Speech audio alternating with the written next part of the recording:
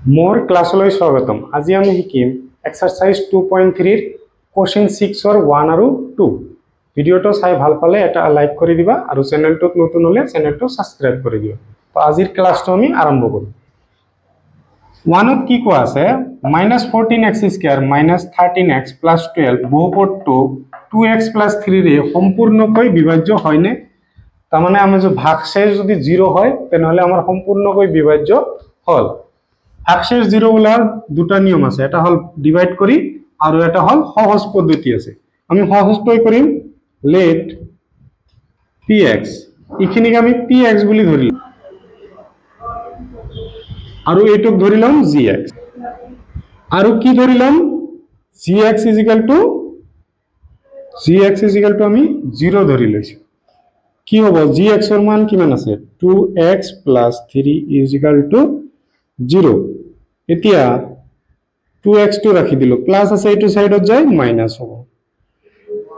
x = -3 2 into আছিল এইটো side যায় ডিভাইড হ'ব। আমি এইটো সাইডত কৰিলো px টো একবাৰ লিখিলো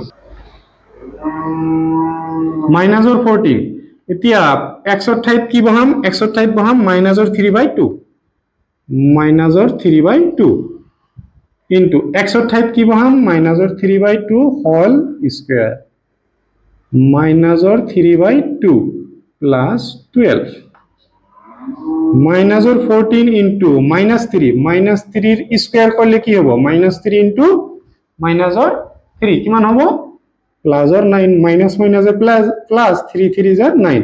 2 স্কয়ার মানে 2 into 2 কিমান হ'ব 4। এতিয়া ইয়াতে চাও মাইনাস মাইনাসে কি হ'ব প্লাস 13 আৰু 3 ইনটু হ'ব কাৰণ ওপৰটো আৰু ওপৰটো আমাৰ ইনটু কৰিব লাগে 3 into 3 কৰিলে 9 3 into 1 কৰিলে 3 2 into 1 2 plus 12 ইয়াতে আমি 2 এৰে কাটিব পাৰো 2 বাৰ আৰু কিমান যাব 7 বাৰ।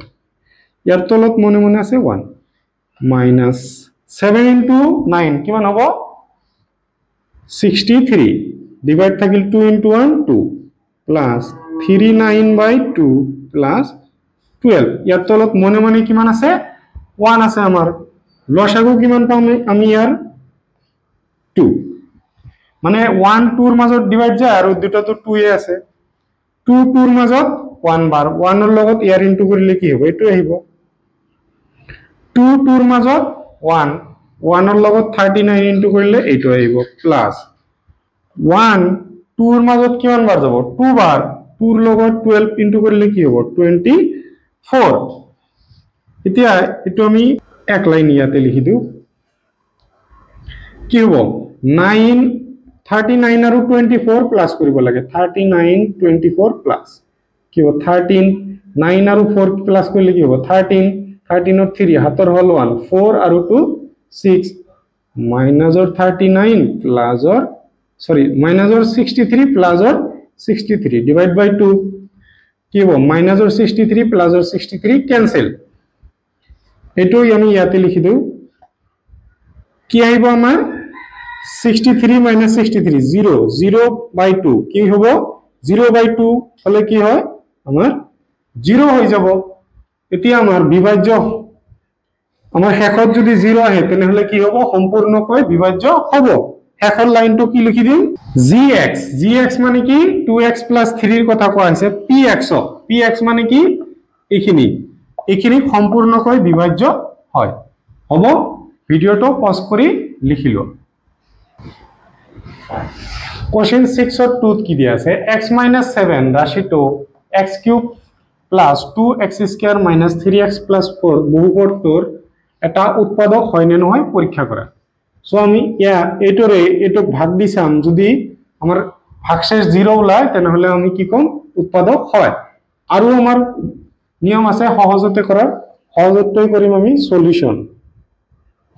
এইটোক আমি px বুলি ধৰিলো আৰু ইয়াক আমি কি ধৰিলাম gx হল। এতিয়া gx ক আমি কি ধৰিলাম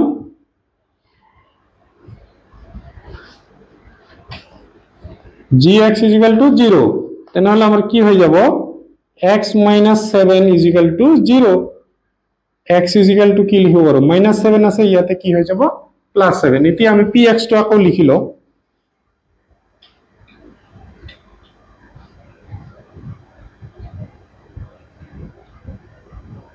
হল এতিয়া x ৰ ঠাইত কি বহাম x ৰ ঠাইত 7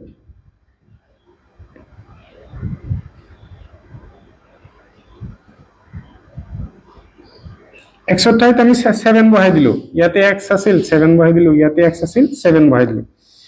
7 কি উত্তৰ মানে কি লিখিব পাৰো আমি 7 into 7 into 7 7 into 7 49 49 ৰ লগত 7 into কৰিবা 3 4 3 পাবা 7 into 7 আমাৰ কি মানে 49 49 ৰ লগত 2 into কৰিলে কি আহিব 9 8 minus 3 into 7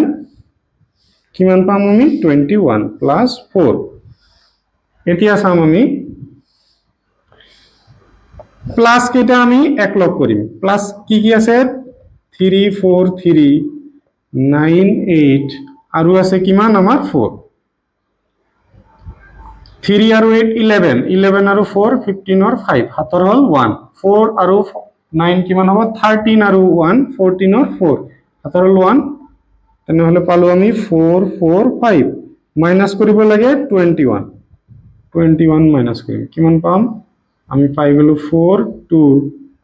4 কিমান পাই গলো 4 2 4 আমাৰ 0 উলালে হে উৎপাদক হয় আৰু 0 ৰ বাহিৰে যিকোনো উলাব আমাৰ উৎপাদক নহয় তেনেহলে আমি কি লিখি দিম আমাৰ উৎপাদক নহয় ভিডিওটো পজ কৰি